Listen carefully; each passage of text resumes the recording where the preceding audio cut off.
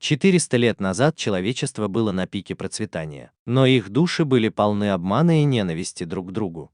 Так вот, люди создали тьму, оружие массового уничтожения, призванное положить конец всем войнам. Однако тьма увидела истинную природу человечества и решила уничтожить их всех, чтобы освободить мир. Когда человечество было поставлено на грань вымирания, колоссальный столб света пробился сквозь облака, и появился человекоподобный дракон с мечом в руках. Эти два существа признают друг в друге смертельных врагов, которым суждено уничтожить друг друга. Последовавшая за этим битва потрясла само основание Земли, затопив континенты и оставив после себя невообразимые масштабы разрушений. В конце концов, дракон одержал победу, история обросла легендами, а правда, стоящая за этой битвой, канула в лету. 400 лет спустя королевство подверглось нападению злобного колдуна и его чудовищной армии.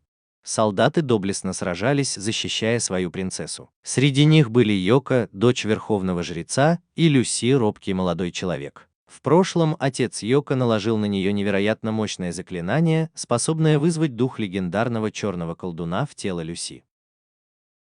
Однако для этого требовался поцелуй девственницы, вот почему ее отец запретил ей выходить замуж. Слабость Люси вызвала к нему презрение со стороны других солдат. Однако из-за статуса Йоко как дочери верховного жреца, они терпели его присутствие. Йоко очень хотела, чтобы Люси стал сильнее, но это оказалось для него непростой задачей. Затем принцесса обратилась к Йоко с просьбой снять печать с силой черного колдуна. Однако Йоко колебалась из-за своих опасений по поводу поцелуя. В этот момент колдун и его чудовищная орда прорвали оборону. 3 высокопоставленных чиновника проявили себя как предатели, выбрав самосохранение вместо лояльности. Их предательство было встречено быстрым и жестоким концом, они были раздавлены мощью колоссальных монстров. 2 чудовищных существа ворвались в ряды солдат, и Люси была ранена, защищая Йоко. Не имея другого выбора, Йоко отбросила свои сомнения и поцеловала Люси, успешно сломав печать. Люси пробудилась со второй личностью, воплощением древнего мага. Это Шнайдер. Возмущенный тем, что отец Йоко запечатал его в теле ребенка, Шнайдер обрушил свою ярость на 2 колоссальных монстров, уничтожив их одной атакой. Несмотря на свое воскрешение, он все еще называл себя Люси, подругой Йоко.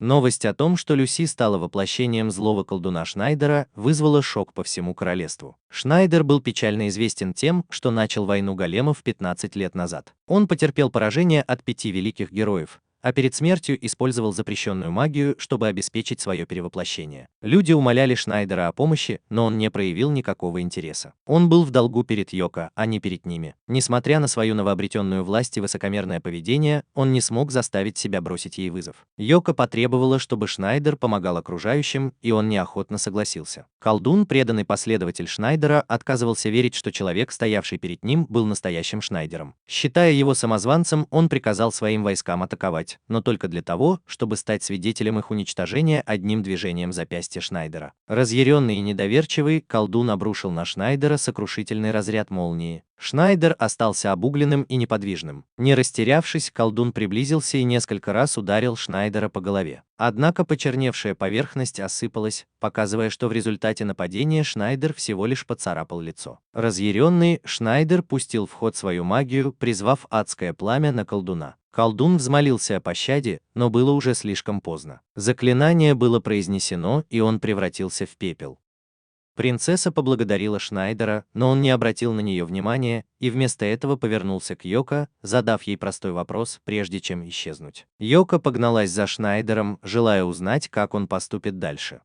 Шнайдер решил рассказать Йоко о своих планах. Первый, он хотел отомстить ее отцу за то, что тот посадил его в тюрьму. Затем он начнет войну, чтобы завоевать мир, уничтожая всех, кто осмелится встать у него на пути, пощадив только Йоко, как и обещал. Несмотря на то, что Йоко знала, что он демон, она обнаружила, что испытывает к нему чувства. Шнайдер, заметив ее противоречивые эмоции, наклонился и поцеловал ее. Внезапно его поведение изменилось, и Шнайдер снова превратился в Люси. Йоко поняла, что ее поцелуй может стать ключом к тому, чтобы снова изолировать Шнайдера. Тем временем последователи колдуна получили известие о кончине своего учителя. Убитый высокоуровневой магией огня, которой мог владеть только один человек, они отправили шпиона, чтобы выяснить личность убийцы колдуна. В ту ночь Йоко мучили кошмары о том, как Шнайдер вырывается на свободу, убивает ее отца и собирает армию монстров, чтобы завоевать мир. Она проснулась в испуге, обнаружив Люси в своей постели, которая тайком обнимала ее. Без их ведома к королевству приближалась чудовищная гидроэлектростанция. На следующее утро во время завтрака Йоко заметила приближающееся темное облако. Пришел ее отец и объяснил, что он нужен в замке, и что в худшем случае им, возможно, придется разбудить его снова.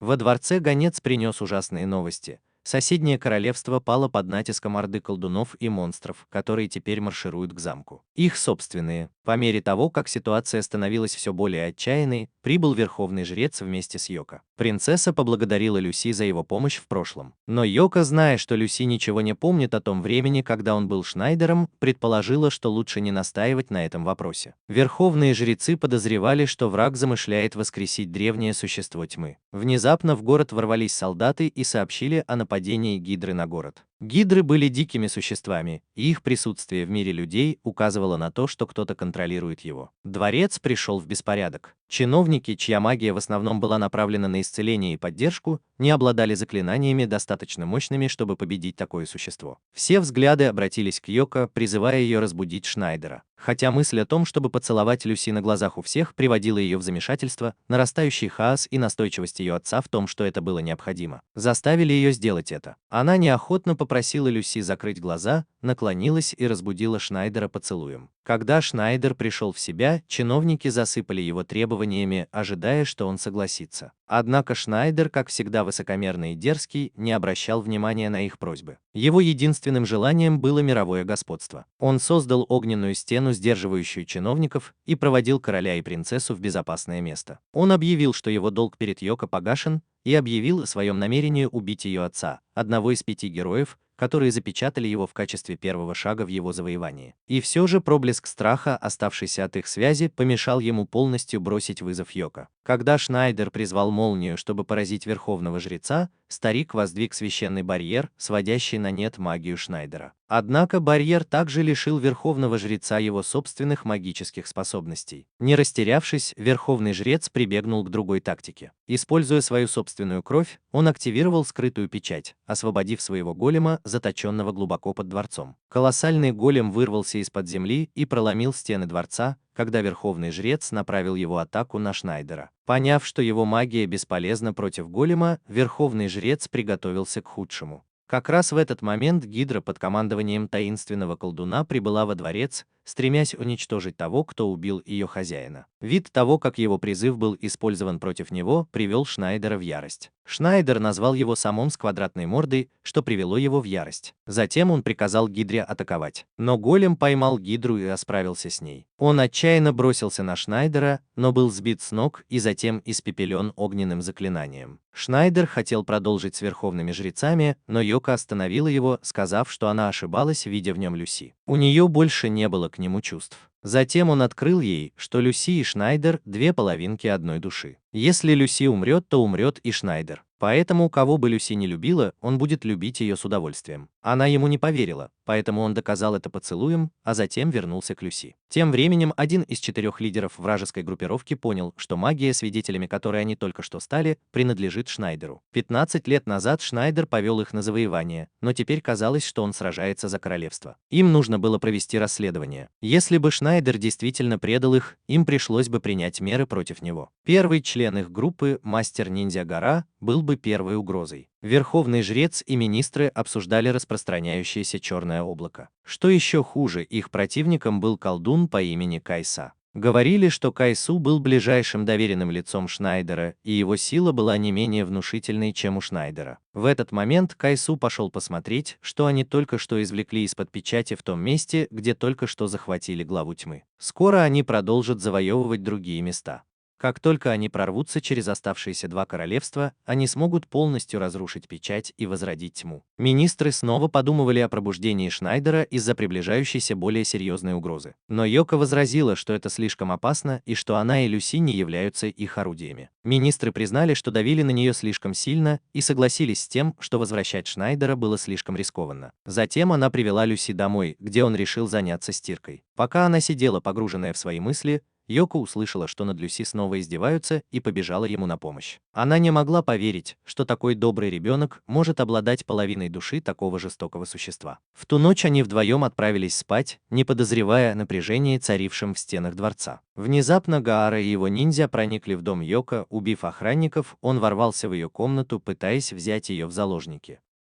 Он потребовал информацию о Шнайдер, но она отказалась что-либо разглашать. Придя в ярость, он повесил ее, угрожая наказать, если она не заговорит. Когда Гара уже собирался выполнить свою угрозу, Люси проснулась. Йоко заверила его, что все в порядке, и посоветовала ему снова заснуть. Но Люси уже достаточно насмотрелась. Он увидел, как Гара задирает юбку Йоко, и Шнайдер был вынужден всплыть на поверхность. Он потребовал, чтобы Гара убрал руки от его женщины. Он сообщил Гаре, что 2 принудительных пробуждения ослабили печать, позволив ему захватить контроль, пока Люси спала. Гара, удивленный тем, что Шнайдер находится в теле ребенка, взял Йоко в заложницы. Поняв, что верховный жрец возвращается, вызвал дракона и сбежал вместе с Йоко. Он намеревался использовать ее как рычаг давления, чтобы заставить верховного жреца выдать Шнайдера. Гара вернулся на свою базу вместе с Йоко, в то время как Люси была доставлена обратно во дворец. Верховному жрецу, который не знал, где найти другую девушку, владеющую магией, предложили решение, когда принцесса вызвалась сама. Король, однако, категорически отказался, поскольку королевский поцелуй символизировал брак,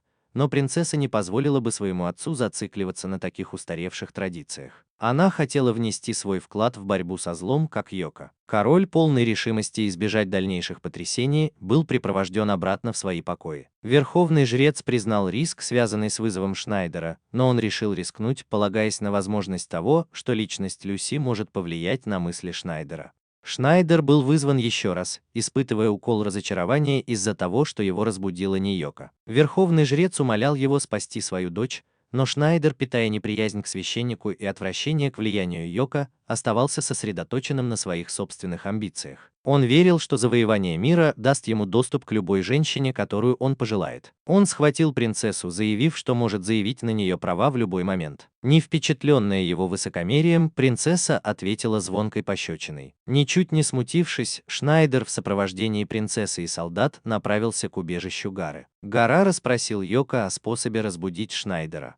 Заметив ее колебания, сделал вывод, что у нее появились чувства к Шнайдеру, и решил открыть ей правду.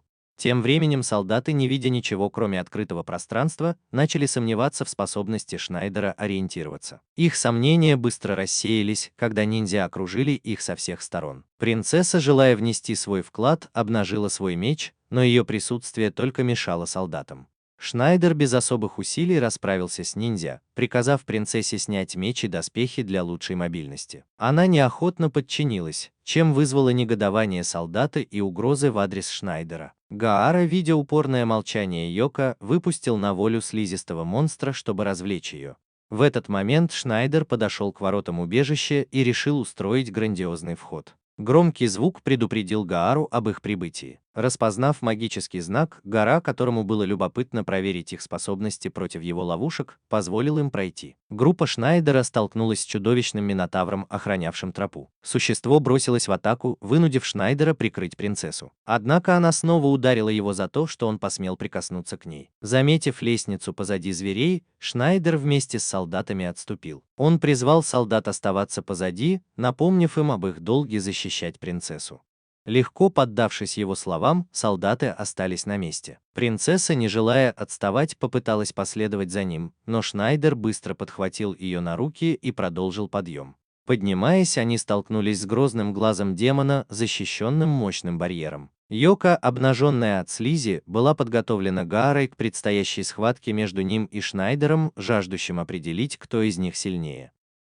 Шнайдер на мгновение запаниковал и попытался найти способ обойти барьер. Принцесса, поняв, что его беспокойство о Йоко мешает ему сосредоточиться, решила отвлечь его внимание. Она прокралась за спину глаза демона, на мгновение отвлекая его и ослабляя барьер ровно настолько, чтобы Шнайдер смог нанести последний удар. Испытав облегчение от того, что она внесла свой вклад, принцесса заметила смущение Шнайдера, замаскированное под раздражение. Взбешенный подхватил ее на руки, продолжая подшучивать, когда они вошли в другой коридор. Шнайдер признался, что изнемогал от чрезмерного использования магии, подчеркнув, какое умственное напряжение напряжение это на него наложило. Он берег свою энергию, предвидя неизбежную конфронтацию с Гаарой. Внезапно принцесса увидела сверкающий меч и подняла его, не подозревая о его проклятой природе. Когда она неосторожно взмахнула лезвием, оно задело Шнайдера, заразив его своим ядом. Охваченная чувством вины и отчаянно желая помочь, она спросила, что она может сделать. «Высоси яд», — приказал Шнайдер. Тем временем Гара рассказала Йоко об истинных мотивах воскрешения бога-демона контроля. Они пытались манипулировать силой божества, используя ее для уничтожения существующего мира и создания нового в соответствии со своим замыслом. Ему также показалось странным, что Шнайдер до сих пор не появился. Движимая угрызениями совести, принцесса начала вытягивать яд из раны Шнайдера. Как только она это сделала, демон, обитающий в мече, проявился, разгневанный тем, что они потревожили его сон. Гара заметил, что Шнайдер, будучи грозным магом, специализировался в основном на магии огня и ветра. Огненный демон, обладающий иммунитетом ко всем атакам, основанным на огне, сделал фирменную огненную магию Шнайдера бесполезной. Вынужденный занять оборонительную позицию, Шнайдер защитил себя от безжалостных огненных разрядов демона. Не обращая внимания на контратаки Шнайдера, демон произвел взрыв, сотрясший фундамент убежища. Жар усилился, из-за чего лава начала просачиваться сквозь трещины. Зная, что он не сможет прятаться вечно, Шнайдер приготовился противостоять демону, приказав принцессе оставаться на месте. Выйдя из-за своего щита, Шнайдер отразил пламя демона своим собственным, усиленным собственной силой демона. В результате взрыва демон пролетел сквозь потолок и врезался в комнату, где терпеливо ждал Гара. Демон, не веря своим глазам, оплакивал свое первое поражение за последние 300 лет. Шнайдер с оттенком самодовольства отметил молодость демона по сравнению с его собственными 400 годами. Когда демон снова превратился в меч, Шнайдер воссоединился с Йоко. Гаара, наблюдая за готовностью Шнайдера рискнуть собой ради женщины, на которую он еще не претендовал, прокомментировал изменения Шнайдера. Однако Шнайдер пришел в ярость не потому, что Йоко была раздета догола, а потому, что Гара видел ее такой до него. Забавляясь ревностью Шнайдера, Гара приготовился к битве.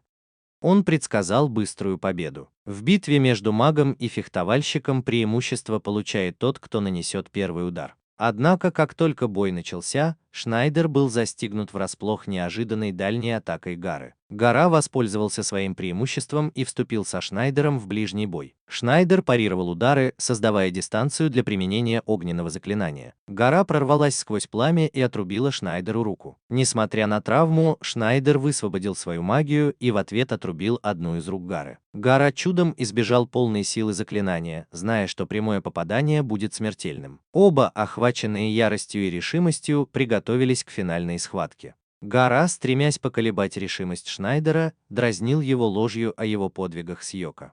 Йоко яростно отрицала его заявление, в то время как Шнайдер, равнодушный к правде, заботился только о том, чтобы победить Гару. Когда Шнайдер начал произносить заклинание, Гара нанес ответный удар с дальней дистанции. Шнайдер отразил атаку, в результате чего оба заклинания столкнулись и произошел катастрофический взрыв, который разрушил убежище, превратив его в руины. Гара и Шнайдер затем выбрались из-под обломков, и Шнайдер вернул им обе руки на место. Гара, заметив перемену в Шнайдере, пошла искать детеныша дракона. Принцесса вернула детеныша Гарри, признав, что барьер Шнайдера спас и девочек, и дракона.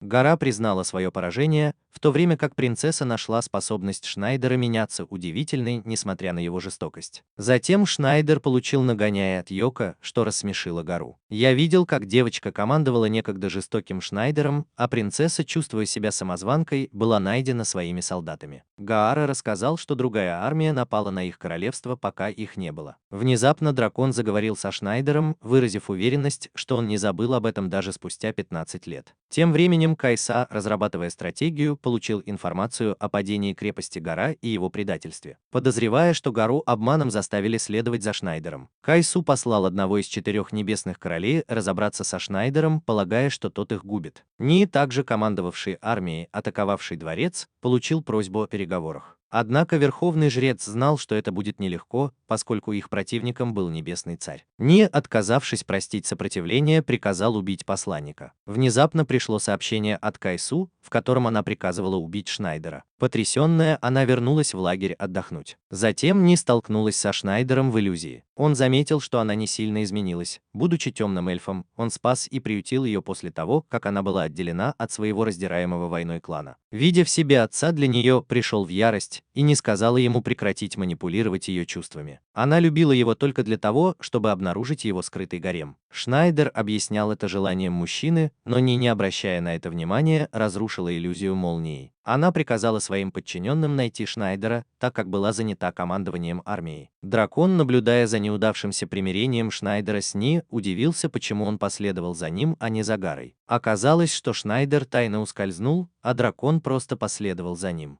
Шнайдер, все еще раздраженный драконом, пригрозил разорвать его на части, если он вернется к своей форме 15-летней давности. Внезапно они наткнулись на девочку, за которой гнался гигантский паук. Шнайдер, желая поиграть в героя, бросился ей на помощь. Дракону показалось странным видеть гигантского паука в этом районе, но Шнайдер был больше заинтересован в том, чтобы произвести впечатление на девочку. После того, как он прикончил паука одним движением, Шнайдер заметил, что с его тела упал талисман, что говорит о том, что он был призван. Наблюдая за девушкой, у которой была милая внешность, Шнайдер заинтересовался. Она отвела Шнайдера обратно к себе домой, чтобы выразить свою благодарность. Он пришел к выводу, что она, скорее всего, дочь лорда. Дракон, почувствовав извращенные мысли Шнайдера, был отброшен прочь. В тот вечер после ужина Шнайдер удалился в свою комнату. Дракону показалось странным, что это место остается мирным, несмотря на продолжающуюся войну. Шнайдер, не настроенный на пустую болтовню, заставил дракона замолчать. Внезапно вошла девушка и предложила себя Шнайдеру в знак благодарности. Он был не из тех, кто отказывается от такого предложения, и с готовностью принял его. Дракон, почуяв ловушку, получил от Шнайдера удар подушкой за то, что тот помешал ему. Когда Шнайдер снимал рубашку, он заметил на плечах девочки синяки от доспехов. Прежде чем он успел среагировать, она надела на него талисман, и он попал в ловушку гигантского паука. Она представилась как Ари, доверенная подчиненная Колена. Из-за того, что его магия была отключена, Шнайдер оказался во власти паука. Однако, к удивлению Ари, он сидел позади нее. Он использовал иллюзию, чтобы обмануть ее, стирая границы между реальным и поддельным, он шептал нежные слова, играя на ее эмоциях, которые она никогда не испытывала. Доброта только со стороны ее хозяина. Ари быстро поддался на манипуляции Шнайдера. Дракон, осознав ситуацию, потребовал сменить сцену, заявив, что это фильм не для взрослых.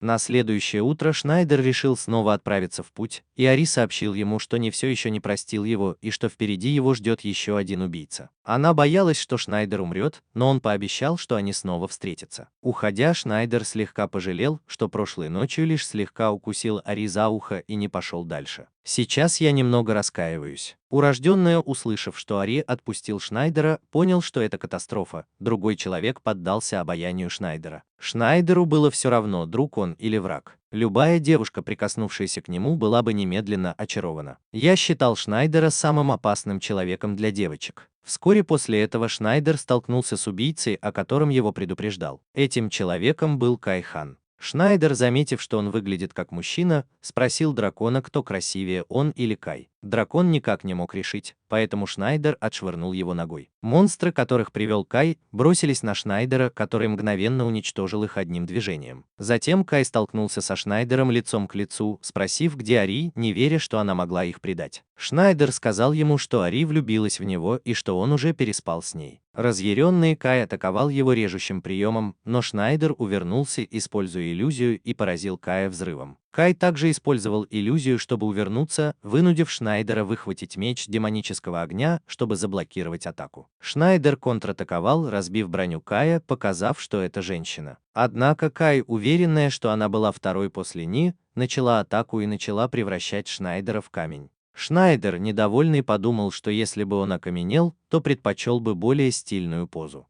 Шнайдеру не понравилась идея окаменеть. Если бы ему пришлось превратиться в камень, он хотел бы принять стильную позу. Затем он понял, что это было древнее заклинание, и чтобы разрушить его, ему нужно было знать, какой бог наложил его. Если бы он мог идентифицировать бога, он мог бы попросить божество, близкое к заклинателю, помочь ему избавиться от этого. С десятками или даже сотнями богов, вычисление того, кто наложил это заклинание, заняло бы больше времени, чем у него было. Кай, не желая, чтобы он остался невредимым в камне, намеревался разбить статую вдребезги, опасаясь, опасаясь, что кто-нибудь может прийти и оживить Шнайдера. Как раз в тот момент, когда она собиралась начать атаку, Ари призвала пауков, чтобы заблокировать ее. Она полностью посвятила себя Шнайдеру, решив защищать его, веря, что Шнайдер сильнее всех 4 небесных королей вместе взятых. Она поклялась защищать Шнайдера, даже если это означало выступить против своего учителя. Кай уничтожил пауков Ари и был полон решимости убить их обоих. Она случайно упомянула имя своего божества, что дало Шнайдеру важную информацию, которая помогла снять заклинание окаменения. Шнайдер, довольный своей внешностью, вызвал отвращение у Кая, который продолжил нападать на нее. Однако Шнайдер рассказала, что божество, с которым у нее был заключен договор, подчинялось богам, с которыми он заключил союз, что делало ее заклинание неэффективным. Затем он выпустил стрелу, в результате чего одежда Кая начала слетать. Он упомянул, что был снисходителен к ней, потому что она была женщиной. Но в этот момент она вызвала монстра, которым управляла с помощью кристалла. Он мог выдыхать газ, который вызывал окаменение, а поскольку газ не был магическим, Шнайдеру пришлось избегать вдыхания его. Шнайдер пытался оттащить Ари в сторону, противоположную ветру, чтобы избежать попадания газа, но когда монстр не выпускал газ, он топал ногами. Через некоторое время рука Шнайдера окаменела. Ари, пытаясь защитить Шнайдера, встал на пути газа, в результате чего тот полетел обратно в сторону Кая. В спешке она уронила кристалл, и монстр вышел из-под контроля. Теперь, когда Шнайдер вновь обрел уверенность в себе, ему стало легко справляться с неконтролируемым монстром. Одним взрывным движением он справился с этим существом. Уверенный в том, что Кай теперь у него в долгу, он был удивлен, когда она попросила его убить ее, сказав, что он пожалеет об этом, если не сделает этого. Шнайдер сказал ей, что она может попытаться убить его, когда ей заблагорассудится. Затем Шнайдер помог ей, поглотив токсичный газ из ее организма. Он попросил Ари позаботиться о Кайо, пока он продолжит свое путешествие. Кай предупредил его о последнем подчиненном Не, который владеет техниками бессмертия и является самым сильным из них. Шнайдер поблагодарил ее за информацию и отправился в путь. Шнайдер поблагодарил Кая за информацию и отправился в путь. Тем временем Кай начал понимать чувства Ари к Шнайдеру. После некоторого путешествия Шнайдер понял, что использовал слишком много магии, и печать Люси становилась все сильнее. Затем он снова превратился в Люси, оставив дракона в неуверенности, что делать дальше. Тем временем во дворец вернулась принцесса. Верховный жрец сообщил ей, что Йока отправилась с солдатами на поиски Шнайдера. Солдаты были подавлены многочисленными монстрами, но Гаара и его 2000 воинов-ниндзя прибыли, чтобы помочь им защититься. Люси и дракон бродили в поисках Йока, когда Люси случайно обнаружила Йока, купающуюся в озере. Йока закричала от радости, из-за чего солдаты бросились проверять ситуацию. На этот раз она закричала по-настоящему и выгнала их вон. Действительно, у детей есть свои привилегии. Солдаты были удивлены, узнав, что маленький мальчик на самом деле был черным магом Шнайдером. Затем они заинтересовались драконом, и Йока вспомнила, что его звали Ларс. Солдаты были шокированы, потому что Ларсом звали брата принцессы, которому был присвоен титул рыцаря дракона. А также он был одним из 5 героев, победивших Шнайдера много лет назад. Никто не знал, жив Ларс или мертв, потому что он исчез после битвы. Они подозревали, что этот дракон был реинкарнацией принца Ларса. Тем временем граф, о котором Кай упоминал ранее, получил известие о том, что 2 подчиненных не были побеждены Шнайдером. Он был полон решимости тщательно подготовиться, уверенный, что Шнайдер не сможет победить его бессмертное тело. Чтобы еще больше усилить свою силу, ему нужна была кровь девственниц. Среди девушек, которых привели к нему его презренные подчиненные, одна уже была осквернена. Придя в ярость, в качестве наказания пустил кровь своей подчиненной. В то же самое время оборотень охотился на молодых женщин. Йока, которая усыпляла Люси, почувствовала сильную демоническую ауру и предупредила солдат, чтобы они приготовились. Они столкнулись с оборотнем, который без особых усилий сбил их с ног одним ударом. Йока показалась ему аппетитной, и он уже собирался сожрать ее, когда Шнайдер проснулся. Шнайдер оскорбил его, назвав просто собакой. Разъяренный оборотень бросился на Шнайдера, но даже когда его ударили, Шнайдер не почувствовал боли и нанес ответный мощный удар. Затем он прижал оборотня к земле и решил показать ему свою магию. Он использовал свой последний прием – адский огонь, и одним движением запястья сильно обжег оборотня.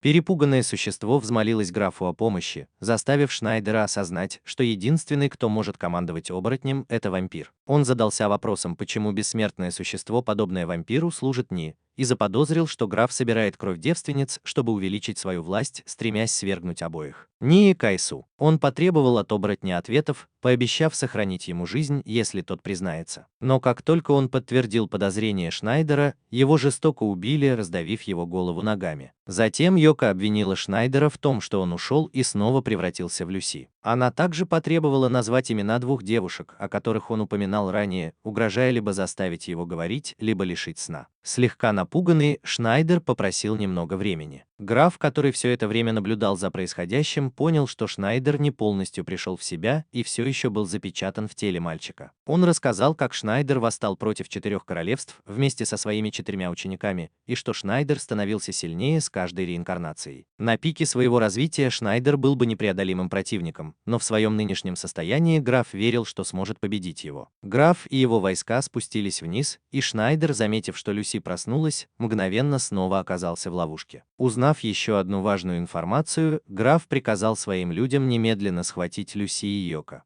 Вернувшись в свой замок, граф злорадствовал по поводу того, как легко он захватил легендарного мага, а также получил 3 девственниц в качестве бонуса. Помимо Йока, 2 другими были Ари и Кай, которые также были схвачены и доставлены туда. Кай по-прежнему презирала графа, как и в прошлом. И она, и Ари притворились, что попали в плен, чтобы предстать перед ним. Они уже освободились от своих пут.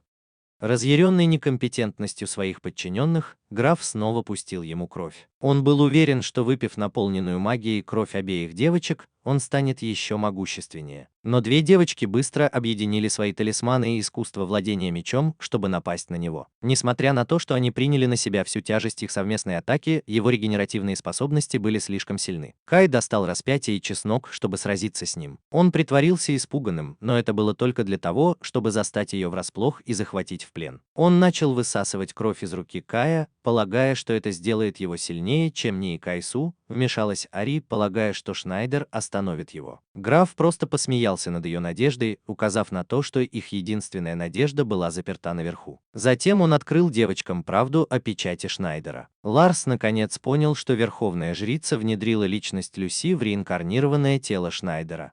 Личность Люси была сильнее и полностью доминировала над Шнайдером в течение последних 15 лет. Это было очевидно потому, как легко Люси контролировала ситуацию. В то время как Шнайдер мог взять верх только тогда, когда Люси спала, граф насмехался над девочками, заявляя, что как только он разберется со Шнайдером, их угроза исчезнет и он стал бы самым могущественным. Там, наверху, наблюдая за происходящим внизу, Люси высвободила свою силу. Тем временем Гаара вел солдат против монстров, запуская гигантский дротик, чтобы разогнать волну врагов. Ему было интересно, что в этот момент делал Шнайдер. Шнайдер изо всех сил пытался вырвать контроль у Люси после того, как увидел, что граф сделал с его девочками. Однако Люси все еще была слишком сильна. Граф вздохнул с облегчением, увидев, что Шнайдер все еще в ловушке. Он двинулся к Ари, чтобы пустить ей кровь, но Йока ударила его ногой в лицо, что привело его в бешенство. Он повернулся и в ярости напал на нее. Однако это стало последней каплей для Шнайдера. Взбешенный тем, что Йока стала мишенью, Шнайдер в конце концов вырвался из своей тюрьмы, чтобы встретиться лицом к лицу с графом. Он заявил, что граф заплатит за то, что поднял руку на его Йока и атаковал, используя комбинацию магии молнии и льда. Однако даже после магического нападения граф остался невредим. Он действительно считал себя сильнее Шнайдера. Граф бросился в атаку, выпустив луч из глаз. 3 девочки в ужасе наблюдали, как луч, казалось, достиг своей цели, оставив после себя только руку Шнайдера. Ари, полная решимости защитить Кая, вступила в бой, но граф просто посмеялся над ней, заявив, что ее надежда уже угасла. Но пока он смеялся, к нему присоединился голос Шнайдера. Он рассказал, что луч ударил не его, а одного из друзей графа. Собственные подчиненные. Граф, осознав свою ошибку, попытался развернуться и выстрелить еще раз, чтобы избежать попадания, но его подчиненный попал под перекрестный огонь. Шнайдер, защищая Йока, отразил атаку графа и выстрелил в ответ.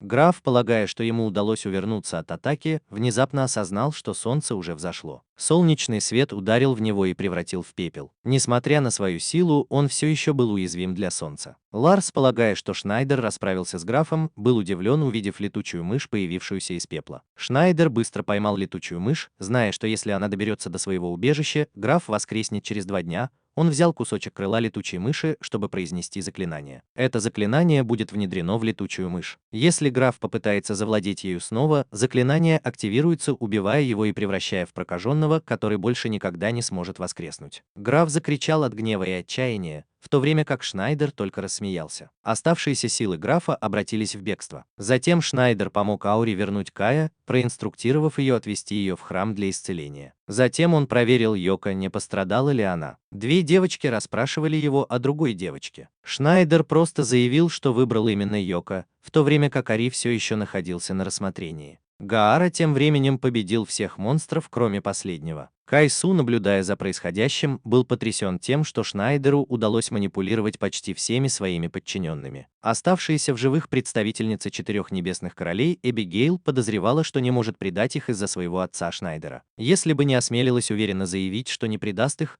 он использовал бы ту же магию, которую Шнайдер применил к ней. Она бросила ему вызов использовать магию, но она должна доказать свою силу воли. Затем Эбигейл наложила на меня заклятие и предупредила, чтобы я вел себя прилично, иначе она превратится в жабу. Кайсу позже подумала, что Эбигейл слишком остро отреагировала. Но Эбигейл объяснила, что не прожила со Шнайдером 100 лет и была ближе к нему, чем кто-либо другой, что делало ее недавние действия необходимыми. Кайсу знала, что Шнайдер был жестоким человеком как к своим врагам, так и к подчиненным. Но он не убивал Гаду или трех подчиненных не. Что изменилось в Шнайдере за последние 15 лет? Эбигейл поняла, что армия Шнайдера и Кайса должны разделиться, чтобы сломать две другие печати, пока не удерживает Шнайдера. Чтобы возродить тьму, им нужно было сердце Шнайдера. Если не хотела жить, она должна была убить Шнайдера. Если бы Шнайдер хотел спасти Не, ему пришлось бы пожертвовать собой. Независимо от исхода, один из них должен был бы умереть. Шнайдер и Йоко попрощались с Ари, так как она собиралась отвезти Кая на лечение. Когда они садились в экипаж, Ари знала, что никогда не добьется расположения Шнайдера, но надеялась, что он будет помнить ее. Йоко тогда предупредила Шнайдера, чтобы он не играл чувствами других, и что если он решил за кем-то ухаживать, то должен быть преданным. Тем временем полиция столкнулась с Не. Она спросила его, почему он их предал, и он ответил, что был счастлив со Шнайдер. Затем они применили свои самые мощные техники владения мечом. Гара понял, что меч Не был одним из самых сильных легендарных мечей, мечом бога грома. Его меч тоже был легендарным мечом, но не таким мощным, как у нее. Затем Гаара зажал свой меч в зубах и выпустил град кунаев. Затем он запустил гигантский дротик, чтобы заставить Нии прыгнуть, и его дракон напал на нее, дав ему возможность нанести смертельный удар. Однако он ударил демона, в то время как Нии появился позади него, чтобы контратаковать. Мост раскололся надвое после их атаки, и все подумали, что Гара был поражен. Однако он внезапно появился снова. Он использовал технику теневого клонирования, и настоящий Гара не пострадал. Он вернулся на мостик и начал снимать свою броню, чтобы уменьшить вес, так как она была бесполезна против меча бога грома. Затем он применил свою дальнобойную технику, которую использовал против Шнайдера, но обеими руками. Целый шквал мечей полетел в сторону колена, но она знала, что только один из них был настоящим. Она распознала настоящую атаку и блокировала ее, но атака была слишком мощной, и ее меч сломался пополам. Все верили, что Гара победила. Поскольку Не была беспомощна без своего меча, Гара пощадила жизнь Не, так как она была важна для Шнайдера. Чиновники внутри были поражены силой Гары и не понимали, как он вдруг встал на их сторону. Ми был в ярости из-за того, что Гара послушался членов королевской семьи и отказался от их идеалов равноправного общества. Однако Гаару не волновали идеалы, изложенные Кайсу. По его мнению, он будет следовать им до тех пор, пока будет счастлив. Ни продолжала сражаться, бросаясь вперед со своим сломанным мечом, наполняя его магией молнии. Гарда, недооценив ее, бросился вперед и понял, что его меч не сможет отразить атаку. Он был поражен и не объяснила, что клинок, наполненный молнией, был истинной под мечом бога. Ни один физический меч не смог бы противостоять этому. Гару уже собирались прикончить, когда прилетела магическая атака, отбросившая Гару и колено назад. Принцесса узнала заклинателя с противоположной стороны. Это был никто иной, как Шнайдер. Мост полностью обрушился, эффективно блокируя любое продвижение врага. Шнайдер объяснил, что это было новое заклинание, которое он создал, и ему все еще было трудно контролировать. Гара проклял Шнайдера за то, что он чуть не причинил ему вред заклинанием. Если он хотел поэкспериментировать, ему не следовало испытывать это на своих союзниках. Ни была опечалена, увидев Шнайдера с другой девушкой, так как он всегда был рядом с ней, пока она ждала его, даже после перерождения он все еще причинял ей душевную боль. Сегодня она поклялась лишить Шнайдера жизни. Однако Шнайдер уже появился у нее за спиной и начал давить на нее тем, что можно было бы счесть извращенными действиями. Гара тем временем ел собачий корм и еле волочил ноги из-за полученных травм, но никто не обращал на него внимания. После того, как Шнайдер признался ей в любви, у него задрожали колени. Но из-за печати, которую наложила на нее Эбигейл, она оттолкнула Шнайдера и приказала своему скакуну улететь. Принцесса почувствовала облегчение от того, что ее королевство было спасено. Урожденная, однако, была убита горем, поскольку они со Шнайдером были вместе так долго и имели такую глубокую связь, что она была готова простить ему все и даже отказаться от своих идеалов ради равноправного общества ради него, если бы он не был проклят. В тот вечер Гора предупредила Шнайдера, что не теперь намного сильнее, чем раньше. Если Шнайдер недооценит ее, его могут убить. Слушая их разговор, Йока задумалась о характере отношений Шнайдера и Не. Верховная жрица увидела, что идет дождь, а это означало, что враг не нападет, давая им время восстановить свою оборону. Йока отправилась в столовую, чтобы лично раздать еду и подбодрить солдат. Раздача еды Йока взбодрила всех, кроме Шнайдера, которому дали лишь небольшую порцию. Он не смог смириться с этим и попытался съесть побыстрее, чтобы попросить еще. Но Йока все равно дала ему очень мало, что привело его в ярость. Эти двое поссорились, причем гнев Йока был вызван постоянным флиртом Шнайдера с другими женщинами. Шнайдер утверждал, что в этом нет ничего особенного и что все красивые мужчины вымирают. В конце концов, Шнайдер не смог выиграть спор и признал свое поражение. Все были в ужасе от Йока, так как она полностью контролировала темного колдуна. В ту ночь принцесса и верховная жрица отправились навестить Оракула, женщину, обладающую способностью видеть будущее. Верховная жрица попросила ее осмотреть печать на Шнайдере, поскольку он дважды пробуждался, находясь в теле Люси. И совсем недавно снова превратился в своего колдуна, сформируйся без поцелуя Йока. Было видно, что Шнайдер использовал силу своей воли, чтобы сломать печать. Однако такой злой человек, как старый Шнайдер, не смог бы убедить богиню снять печать. Настоящая причина заключалась в том, что Шнайдер изменился, став человеком, который понимает любовь, и успешно убедил богиню снять печать. Внезапно старая женщина увидела, как Шнайдер теряет сердце и умирает. Гара заметил, что Йока выглядит обеспокоенной, и сказал ей, что теперь Шнайдеру будет трудно победить Не. У обоих равные силы, и если они будут драться, то тот, у кого закончится энергия первым, проиграет. В то время как старому Шнайдеру было бы все равно, нынешний Шнайдер был слишком добросердечен. И все же эта доброта сделала Шнайдера более доступным, чем раньше. Йока пошла к Шнайдеру и подслушала, как принцесса предупреждала его смерти, которую она видела в видении. Шнайдер был удивлен, что провидица все еще жива, и отверг все ее предостережения. Уверенный, что такой красивый человек, как он, никогда не проиграет, не говоря уже о том, чтобы умереть. Высокопоставленные чиновники думали, что он что-то замышляет, но принцесса предпочла поверить ему, потому что он много раз защищал королевство, и она этого не сделала. «Я не хочу, чтобы он пролил еще больше крови за это место». Шнайдер посмеялся над этим, сказав, что его целью по-прежнему остается мировое господство и что он перестраивает свою армию для себя. Тем временем провидец и верховный жрец недавно обнаружили всплеск ненавистной магии внутри Не,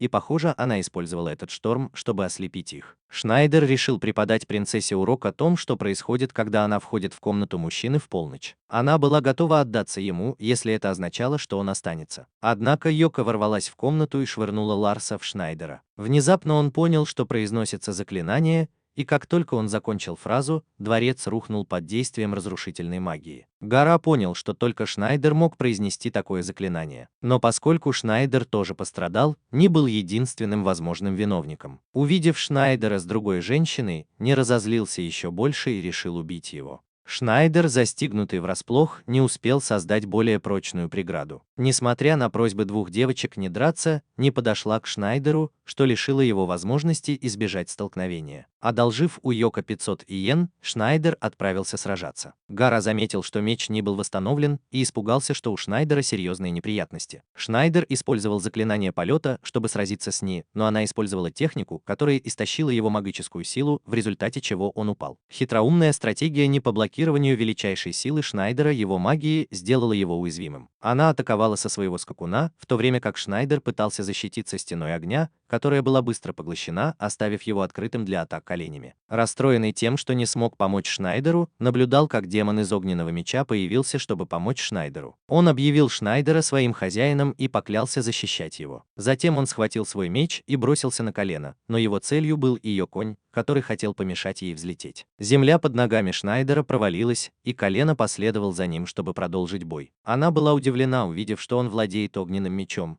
но это не было серьезной проблемой, так как ее громовой зверь в мече был сильнее огненного демона. Два меча выпустили два луча света, заставив всех думать, что это будет сбалансированная битва. Но фехтовальщик против мага в поединке на мечах явно находится в невыгодном положении. Оба меча были чрезвычайно мощными, так что вполне возможно, что бой закончился бы одним ударом. Гара знал, что они оба сосредоточили все свои силы на одной атаке. Они некоторое время смотрели друг на друга, прежде чем не сделал первый ход, поставив Шнайдера в невыгодное положение. Меч демона принял смелое решение, пожертвовав собой, чтобы затащить душу громового меча в шар молнии и покончить с ними обоими. Теперь, когда меч исчез, колено больше ничего не могло сделать Шнайдеру. Но она тут же бросилась на него и нанесла удар прямо в голову. Все думали, что с ним покончено, но Шнайдер вскочил на ноги. Поскольку энергетический шар исчез, он снова мог сражаться с помощью магии. Но не забывай, что Ни тоже была ученицей Шнайдера, так что ее магия была ничуть не менее мощной. Затем она произнесла заклинание одновременно со Шнайдером и взлетела, и они оба с одинаковой силой применили магию молний. Это снова заставило Гаро осознать, что тот, кто хоть немного замешкается или у кого закончится энергия, будет побежден. Затем они оба использовали магию огня высокого уровня, чтобы сжечь все вокруг себя. Гарин знал, что они собираются убить друг друга, и попытался остановить их, но они оба закончили петь и бросились друг на друга. На полпути к полету Сона ударился коленом о воспоминания о своем прошлом, и именно он в конечном итоге пострадал от нападения. Гара понял, что Шнайдер находился под влиянием своих эмоций и на мгновение потерял концентрацию. Он потерял контроль над пламенем. Ни также был в ярости из-за того, что Шнайдер позволил своим эмоциям управлять им в такой критический момент. Было ясно, что он сильно изменился. Принцесса беспокоилась, что Шнайдер мертв. Но Йока в это не поверила, потому что он еще не вернул ей долг. Она научила Шнайдера, что всегда нужно возвращать деньги тому, у кого занимаешь деньги. Тогда, после крушения, Шнайдер вернулся более сильным, чем раньше. Он хвастался, что он не был слабым и что ему ни о чем беспокоиться. Но на самом деле Шнайдер получил довольно много травм. Коленный сустав все еще не собирался сдаваться и был полон решимости лишить Шнайдера жизни. Но он встал и сказал, что все еще любит ее. Но ее было не одурачить, потому что Шнайдер говорил это каждой женщине, с которой встречался. Затем она призвала множество духов молний. Это был палка о двух концах, потому что они могли напасть на своего хозяина, если потеряют концентрацию. У Шнайдера не было другого выбора, кроме как призвать духов огня, чтобы противостоять имени. Эти двое снова преследовали друг друга, и Шнайдер не мог понять, каковы были ее идеалы и почему они с Кайсу были так одержимы ими. Она сказала, что хочет создать мирное общество, что показалось Шнайдеру нелепым. Он считал, что войны и конфликты присущи человечеству, и мир, к которому она стремилась, не продлится долго. В прошлом, во время войны между людьми и феями, такой человек, как она, гибрид фейри и нелюдя, не был принят ни одной из сторон. Война распространилась, оставив ее брошенной среди разрушений, без кого-либо, кто мог бы ее приютить. Это привело ее к желанию создать общество, в котором такие люди, как она, могли бы найти свое место. Однако Шнайдер подошел к ней и напомнил об их первой встрече и последующих 100 годах, которые они провели вместе. Преисполненная радости, она призналась, что эти 100 лет были для нее как рай, но из-за проклятия на ее руке она была вынуждена оттолкнуть Шнайдера. Эбигейл наслаждалась этой ситуацией, в то время как Кайсу считала иначе. Потеряв Ни, они остались бы наедине со Шнайдером. Ни все еще верила, что Шнайдер пытается манипулировать ею, что привело бы к новой ссоре. Гара заметила необычное поведение духа огня, что говорит о том, что Шнайдер достиг своего предела. Несмотря на это, не продолжала нападать на Шнайдера, полагая, что она для него всего лишь приемная дочь, его прихоть. Однако для нее Шнайдер был одновременно ее спасителем и тем, кого она любила больше всего на свете. Она оттолкнула Шнайдера, надеясь, что он больше не встанет на ноги, но он настаивал. В то время как проклятие продолжало поглощать ее электрические духи начали действовать вне ее контроля, нападая на Йока, вызывая беспокойство Шнайдера. Тем не менее, состояние не оставалось стабильным. Затем духи напали на нее и на Шнайдера, но ей удалось оградить их барьером. Она притворилась, что сохраняет контроль, обманув Шнайдера, чтобы вернуть Йока и использовать это как угрозу. Шнайдер принял серьезное решение, и они оба применили высшее заклинание, которым он еще не овладел. Это была магия абсолютного разрушения, способная сравнять с землей окружающее пространство. Ни скрыла свое проклятие, чтобы скрыть его от Шнайдера, и когда заклинание раскрылось, Гара поняла, что находится в крайне невыгодном положении. Йока, не желая видеть, как они уничтожают друг друга, велела Гаре что-то предпринять. но вмешательство означало бы верную смерть. Они больше не могли их слышать, а заклинание, однажды наложенное, уже нельзя было отменить. В разгар нападения Шнайдер услышал голос Люси, которая убеждала его стать свидетелем страданий женщины, которую он любил. Он осознал ее проклятие и узнал в нем руку Эбигейл. Люси знала, что Нини, способная жить в теле жабы, желала умереть от его рук. Когда она приготовилась сдаться, Шнайдер, разозлившись на Эбигейл, отвел от нее заклинание. Луч света взмыл к небу. После этого он появился перед ней, полной решимости даровать ей свободу. Прямым ударом он пронзил ее насквозь и извлек сердце прямо у нее на глазах. Это действие успешно сняло проклятие. Все были шокированы действиями Шнайдера. Пророчица признала, что ее пророчество сбылось. Йока, потрясенная, упала в обморок, в то время как не могла только оплакивать потерю Шнайдера. Эбигейл радовалась такому исходу, ведь угроза была устранена. Вместе с Кайсу они начали процесс разрушения двух барьеров, защищающих соседние королевства. Со стороны Кайсу он просто заморозил все королевство, сделав его неспособным к сопротивлению.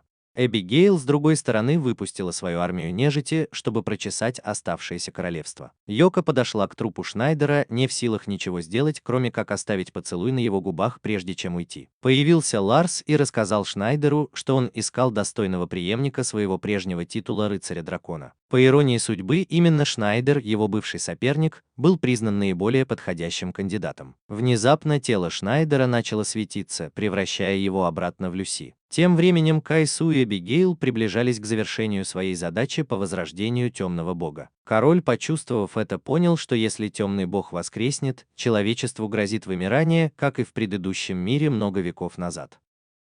Именно это разрушение привело к появлению монстров, заставив человечество объединиться и бороться за выживание. Он решил сообщить принцессе о печати, которой они обладали. Гата, выздоровев, знал о надвигающейся Великой войне. Он верил, что они смогут справиться с костями и нежитью. Но если случится что-то похуже, им придется столкнуться с этим лицом к лицу. Он подумал, что Ни должно быть очень расстроена смертью Шнайдера. Но она не рассматривала самоубийство как искупление. Ее приоритетом была борьба за месть. Эбигейл, уверенная в своей способности воскресить темного бога, хвасталась, что они заполучили большую часть его тела. Не хватало только мозга, контролирующего его мысли. Гаара посоветовал не использовать разрушительные заклинания, которые она использовала в предыдущей битве. Однако для одного заклинания требовался меч-молния, а другое можно было использовать только в полнолуние. Не обнаружила вражеского командира, существо с силой графа вампиров, обладающее бессмертием, броней прочнее любого меча и чрезвычайной устойчивостью к магии. Тем временем Эбигейл инициировала воскрешение темного бога, не прибегая к помощи мозга. Ларс обнаружил, что Люси превратилась обратно в Шнайдера, как раз в тот момент, когда темный бог открыл глаза. Шнайдер тоже проснулся. Верховный жрец, глядя в ночное небо, понял, что обе печати были сломаны, и что со Шнайдером что-то происходит. Ми разработал план по устранению командира, оставив Гаару и его армию ниндзя разбираться с нежитью. Как только командир был побежден, верховный жрец использовал свои методы уничтожения нежити, чтобы позаботиться об оставшихся. Прибыла Йока, и вместе они стали свидетелями восстановления сердца Шнайдера. Воскрешение темного бога вместе с окружающей злой энергией постепенно оживили Шнайдера. Гараи не оказались неспособны нанести командиру какой-либо урон, и их выбросили. Командир рассказал, что возрождение темных богов увеличило силу тех, кто был рожден из тьмы, включая его и Эбигейл. Однако он так и не узнал о другом человеке, который был усилен. У этого человека, хотя и восстановилось сердце, все еще не было сердцебиения. Йока прыгнула вперед и ударила Шнайдера по лицу, разбудив его. Она пригрозила уйти от него, если он не встанет, из-за чего он проснулся в страхе. Верховный жрец заметил, что Шнайдер действительно стал сильнее, чем был 15 лет назад. Гаарой не признали возвращение Шнайдера, но командир сообщил им, что они не смогут победить его. Он был созданием темного колдуна Доси, вызванным с помощью заклинания призыва. Демоническая броня, предоставленная Эбигейл, в сочетании с телами 100 сильнейших воинов, сделала командира практически неуязвимым. Не обращая внимания на его хвастовство, Гаарой не объединили свои самые сильные техники, чтобы атаковать командира. Однако их совместная атака не оставила на немертвом воине даже царапины. Дой, самодовольный и высокомерный, насмехался над ней и Гаарой, а затем приказал командиру убить их. Как раз в тот момент, когда воин-зомби собирался нанести последний удар,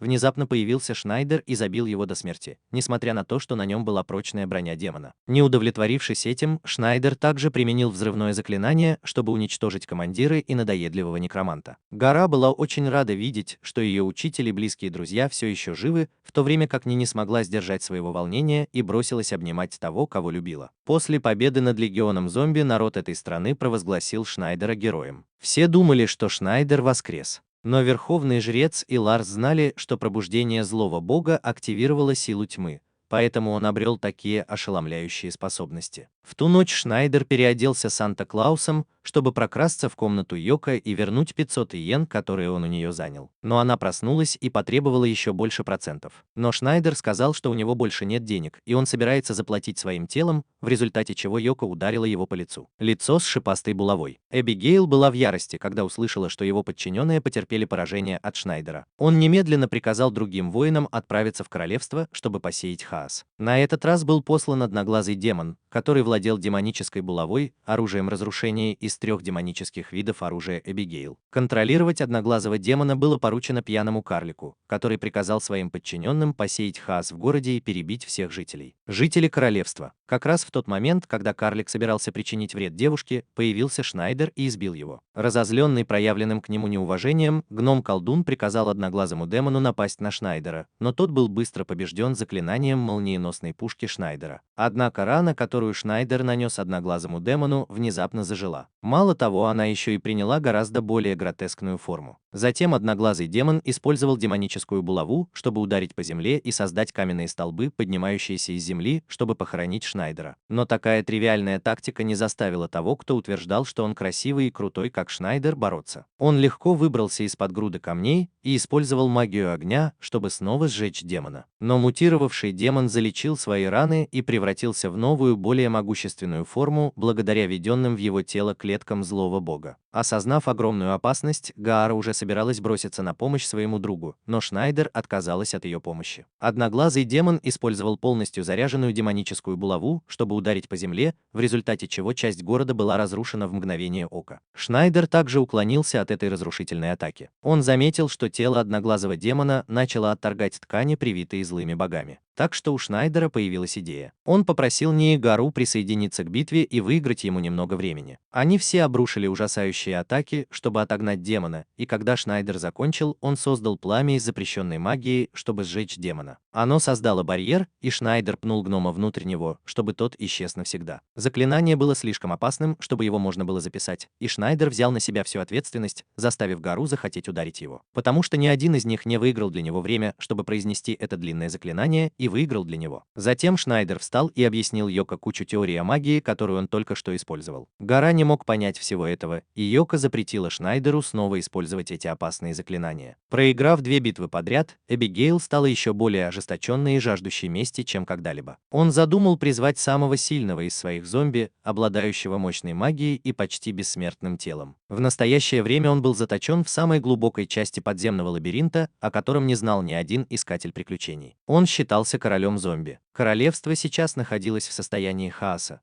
потому что Шнайдер лишал людей крова. Король беспокоился, что скоро начнутся беспорядки, а казна на исходе. Принцесса хотела перенести печать в другое место, чтобы избежать страданий людей, но это было невозможно. На западе королевства внезапно разразилась гигантская буря, предвещая несчастье, которое вот-вот должно было обрушиться на королевство. Верховный жрец потерял 2 демонических оружия и недоумевал, что же такого злого в этих силах, что их можно назвать демоническим оружием. Гара тоже чувствовала себя лучше и подумала, что у нее больше нет ее волшебного меча, поэтому она уже не так сильна, как раньше. Но она не хотела слишком полагаться на меч. Она также чувствовала, что Шнайдер изменился из-за Йоко. Буря пронеслась по всей стране, сея смерть повсюду, куда бы она ни направлялась. Последнее, что люди увидели в эпицентре бури, был бог смерти с ярко-красными глазами. Шнайдер лежал, пока Йоко чистила ему уши, и она скучала по Люси, поэтому он решил позволить ей немного повидаться с ним, но прежде чем он смог снять печать, Гаара прибежал и сообщил о крупном инциденте. Шнайдер выглянул в окно и увидел надвигающуюся на них бурю,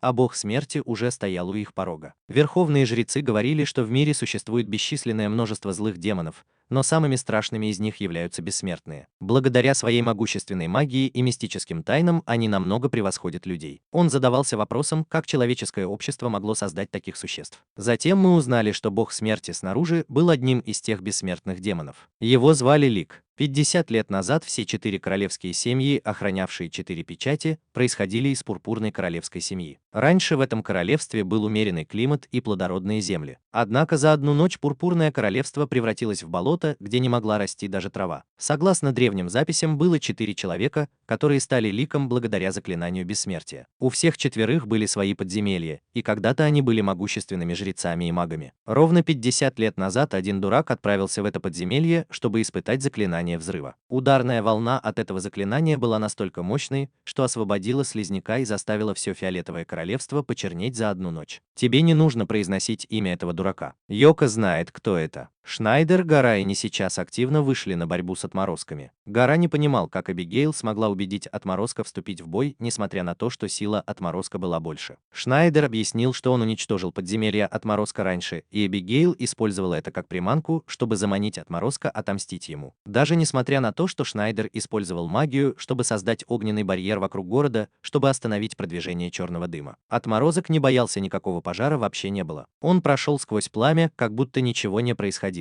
Шнайдер сошел с ума и спровоцировал его, показав, что он здесь не из-за какой-то мелкой обиды из прошлого. Затем бог смерти произнес заклинание, призвавшее сотни злых духов. Шнайдер продолжал провоцировать его, заставляя его атаковать и излучать сильную ауру зла, которая портила все, к чему прикасалась. Я думал, что Шнайдер был уничтожен, но для Шнайдера не составило труда справиться с этой атакой. Йоко почувствовала что-то в хранилище демонического оружия, в то время как не почувствовал, что энергия обеих сторон ослабевает. Гара хотел, чтобы Шнайдер повторил свой предыдущий трюк, но он все еще боялся Йоко и не решался его применить. Затем он открыл артиллерийский огонь по Личу, но он мог создать щит, который нейтрализовал бы любую магическую атаку Шнайдера. Поскольку он когда-то был священником, подобные заклинания не были для него чем-то новым. Использование щита помешало бы ему использовать магию. Но у него был другой способ. Кольцо сатаны, последний артефакт в наборе из 3 предметов, было его последним средством. Он произнес заклинание и создал черную дыру, чтобы засосать в нее Шнайдера, намереваясь перенести его в другое измерение. Шнайдер предупредил остальных, чтобы они не приближались, опасаясь, что их тоже засосет. Верховный жрец и Ларс поняли, что для существования черной дыры требуется огромная магическая сила. Верховный жрец почувствовал, что его собственная магия иссякает. Он понял, что это был второй эффект демонической булавы, поглощающий магическую энергию и передающий ее кольцу. Йоко и Ларс немедленно бросились проверять склад, в то время как Ни, увидев, что Шнайдера вот-вот увезут, без колебаний нырнула внутрь, чтобы спасти его. Огромное притяжение черной дыры и насмешливые слова лижущего заставили Шнайдера отпустить ее, чтобы спасти Ни. Подоспел Готта и попытался удержать Ни, но она уронила свой меч и последовала за Шнайдером в черную дыру. В то же самое время Йоко неожиданно столкнулась с Эбигейл в хранилище, где хранились доспехи демона и демоническая булава. После того, как Гаара стал свидетелем того, как его товарищей засосало внутрь, он остался полон решимости остановить это, чего бы это ни стоило. Эбигейл рассказала Йоко, что 3 артефакта объединились, чтобы создать черную дыру, и Шнайдер, несомненно, исчез. Однако, даже столкнувшись лицом к лицу с одним из 4 небесных королей, Йоко твердо стояла на своем, смело противостоя Эбигейл. Ее уверенность, казалось, даже напугала его, поскольку она уверенно заявила, что Шнайдера так просто не убьешь. Гаара, все еще веря, что Шнайдер и не живы, решил сразиться с Ликом силой Святого Меча. Он применил непревзойденную технику «Меч бога демонов» и бросился на бога смерти с невероятной скоростью, намереваясь сразить его. Однако эта техника никак не повлияла на бессмертное существо. Лик телепортировался за спину Гары, произнес заклинание и превратил его в камень. Гара выжил благодаря своей броне, но он знал, что еще один удар будет смертельным. Не имея другого выбора, Гара был вынужден прибегнуть к тайной силе священного меча, надеясь на ничтожный шанс на победу. Священный меч, передаваемый из поколения в поколение легендарными фехтовальщиками, обладал истинной способностью рассеивать демонов и зло. Но использование этой силы означало, что пользователь будут лишены своей жизненной силы, что приведет к смерти. Несмотря на то, что Гара знал цену, он был полон решимости использовать эту разрушительную технику, чтобы спасти своих товарищей из бесконечной тюрьмы. Пока он набирал силу, Гару снова ударили. Его тело было напряжено до предела, но ему все же удалось устоять. С невероятной ловкостью он манипулировал священным мечом, нанося демону огненные удары. Однако гора все равно был отброшен назад. Демоническая булава поглотила половину его силы, что сделало его атаку недостаточной, чтобы убить Лика. Кроме того, его тяжело раненое тело после использования запрещенной техники могло бы выдержать даже легкое прикосновение бога смерти, чтобы отправить его на тот свет. Воодушевленный непоколебимой решимостью, гора предпринял еще одну атаку силой демонического меча. На этот раз силы атаки было достаточно, чтобы преодолеть бессмертие Лика. Однако трусливый бог смерти использовал силу кольца сатаны для регенерации, не подозревая, что это откроет тюрьму. Из тюрьмы появился молниеносный зверь Ни и бросился на бога смерти, укусив его в плечо.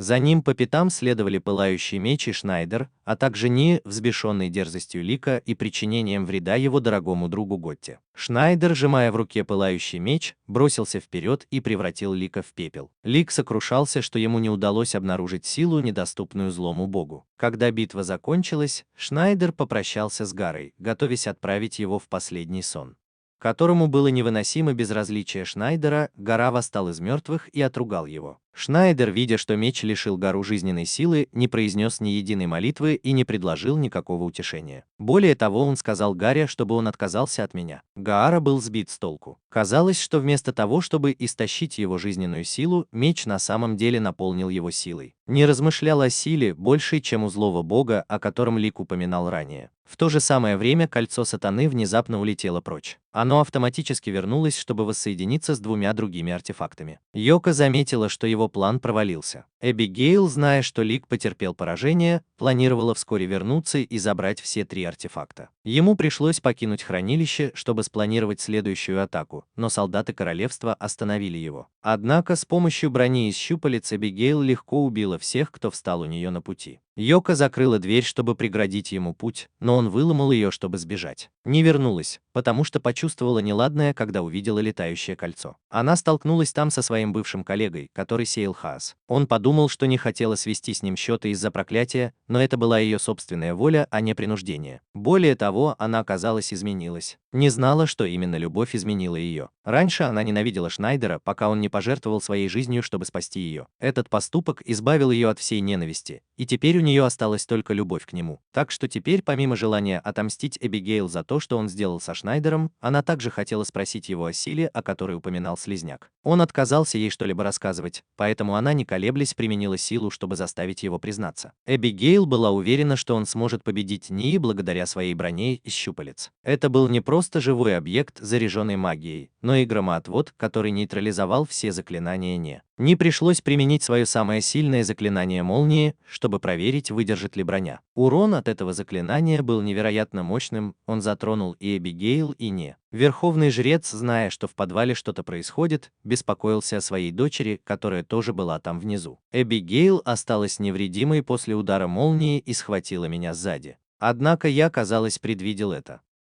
Она была сильна не только в магии молнии, но и в магии ветра. Она создала сильный вихрь, который унес его прочь. Он был уверен, что демон наделил его силой, но давай посмотрим, сможет ли ее магия что-нибудь с ним сделать. Он по-прежнему стоял на своем и не отвечал ни на какие ее вопросы. Она решила увеличить свою силу и нанести ему еще один удар. Воспользовавшись 10-й ситуацией, главнокомандующий поговорил с королем о том, как найти способ устранить Шнайдера и 4 небесных королей, подчиненных ему. Он все еще беспокоился, что Шнайдер и 4 небесных короля могут тайно свергнуть их в любой момент. Шнайдер, который ел лапшу неподалеку, немедленно вылил бульон с лапшой на голову главнокомандующего, чтобы преподать ему урок за то, что он такой хитрый. Затем он сказал им, чтобы они не были такими самоуверенными, потому что он все еще тот, кто определяет судьбу этого королевства. Королю пришлось смириться, чтобы выразить свою благодарность Шнайдеру и Горе, которые спасли это королевство от бесчисленных кризисов. Однако, не говоря уже об этом, Шнайдер хотел кое о чем спросить принцессу. Она знала, что он хотел узнать о тайне последней печати. Король хотел помешать своей дочери раскрыть ее, но верховный жрец остановил его. Что касается Эбигейл, то она была тяжело ранена после того, как приняла удар вихря прямо с колена. Она знала, что Эбигейл солгала им об идеальном обществе. Когда демон активизируется, он уничтожит мир, пока от него ничего не останется. И кому-то вроде него было нелегко управлять демоном.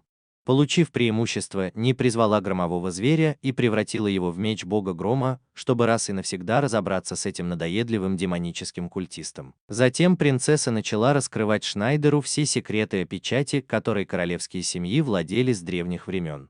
На 4 старейшие королевские семьи континента была возложена ответственность за сдерживание бога разрушения. Древний мир доверил им эту задачу, так что защита печати помогла сформировать королевские семьи. Принцесса рассказала, что последняя печать была не предметом, а спрятана внутри ее тела. Принцесса умоляла Шнайдера защитить людей и весь мир от зла, потому что он был единственным, кто мог это сделать. Шнайдер согласился помочь не из чувства долга, а из уважения к мужеству принцессы. Потому что она проделала весь этот путь до крепости ниндзя, чтобы спасти Йоко для него. Вернувшись на другую сторону, чтобы сразиться с легендарным мечом бога грома, Эбигейл объединила 3 магических оружия и превратилась в супердемона. Проще говоря, она превратилась в робота. Сила Эбигейл сейчас еще более ужасающая, чем когда-либо. Я предполагаю, что сила, которую использует Эбигейл, в 60-й ситуации главнокомандующий поговорил с королем о том, как найти способ устранить Шнайдера и 4 небесных королей, подчиненных ему. Он все еще беспокоился, что Шнайдер и 4 небесных короля могут тайно свергнуть их в любой момент. Шнайдер, который ел лапшу неподалеку, немедленно вылил бульон с лапшой на голову главнокомандующего, чтобы преподать ему урок за то, что он такой хитрый. Затем он сказал им, чтобы они не были такими самоуверенными, потому что он все еще тот, кто определяет судьбу этого королевства. Королю пришлось смириться, чтобы выразить свою благодарность Шнайдеру и Горе, которые спасли это королевство от бесчисленных кризисов. Однако, не говоря уже об этом, Шнайдер хотел кое о чем спросить принцессу. Она знала, что он хотел узнать о тайне последней печати. Король хотел помешать своей дочери раскрыть ее, но верховный жрец остановил его. Что касается Эбигейл, то она была тяжело ранена после того, как приняла удар вихря прямо с колена. Она знала, что Эбигейл солгала им об идеальном обществе. Когда демон активизируется, он уничтожит мир, пока от него ничего не останется. И кому-то вроде него было нелегко управлять демоном.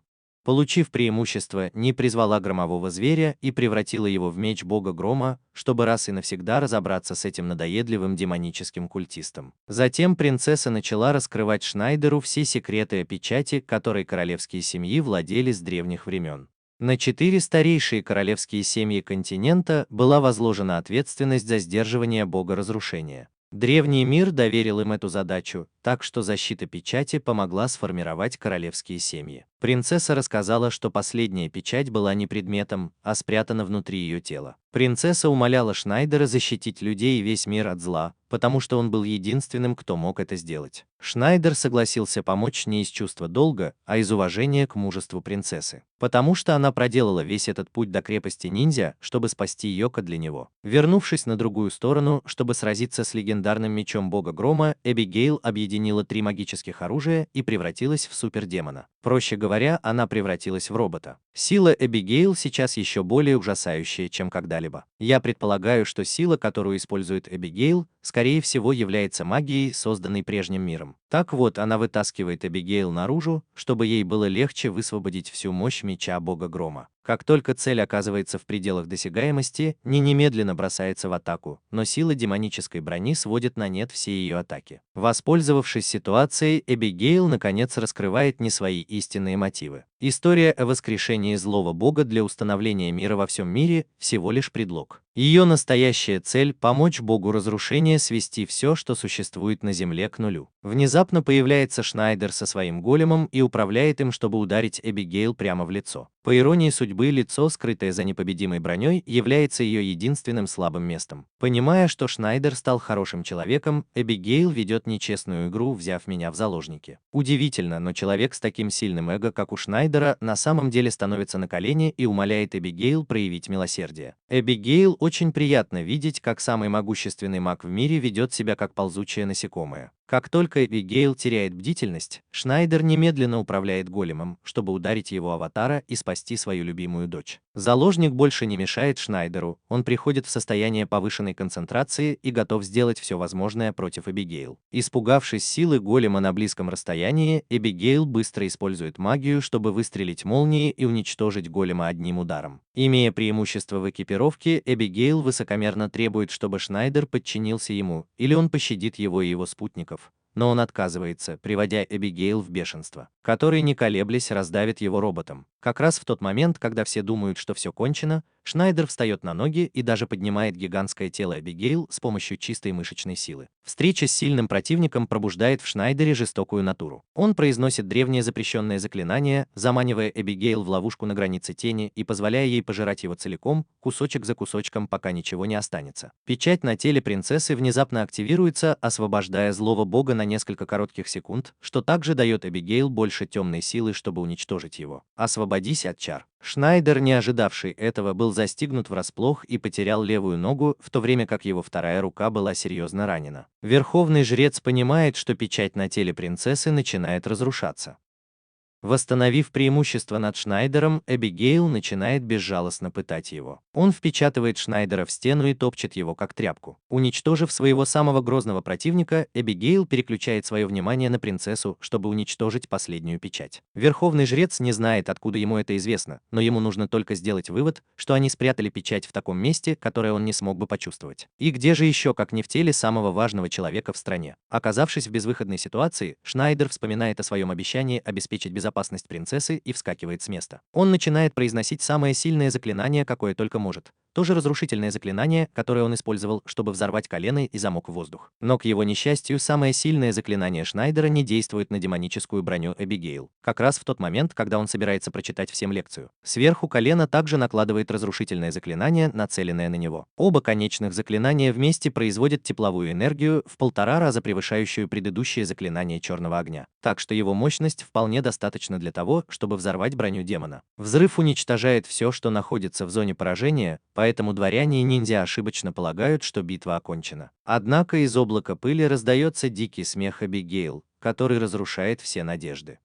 Эбигейл наложила на его тело бесчисленное количество защитных чар, что позволило ему на волосок уйти от смерти. Видя, что Шнайдер все еще пытается подняться, несмотря на побои и синяки, Гаара и не решают присоединиться к нему в борьбе. Йока не вмешивается и позволяет им присоединиться к битве, потому что она верит, что Шнайдер никогда не проиграет кому-то вроде Эбигейл. Эбигейл намерена использовать тот же прием, которым ранее уничтожила голема, целясь в Шнайдера. Не хочет вмешаться, но Гора останавливает ее, опасаясь, что она может помешать Шнайдеру. Но на самом деле они не знают, как ему теперь победить Эбигейл. Шнайдер снова встает, отбрасывая сломанную левую руку, и продолжает сражаться. Издалека Ари и Кай возвращаются и присоединяются к драке, чтобы поддержать его. Йока подбадривает Шнайдера, говоря, что если он выиграет эту битву, она примет все, что он скажет, и даже отдаст ему свой первый шанс. Услышав это, сила Шнайдера внезапно возрастает. Он высвобождает свое последнее заклинание, превращаясь в ракету и отражая атаку Эбигейл. Он пронзает ее насквозь и попадает в самое слабое место, но после победы над ним его собственное тело тоже прорывается. Свет возвращается во все королевство. Однако Шнайдер близок к смерти из-за безрассудного решения выйти за пределы своих возможностей. Все скорбят по Шнайдеру, в то время как Йока вспоминает то время, когда они были вместе. А потом Шнайдер снова просыпается. Он не умер, но сожалеет, что упустил возможность открыть коробку Йока, как она выразилась.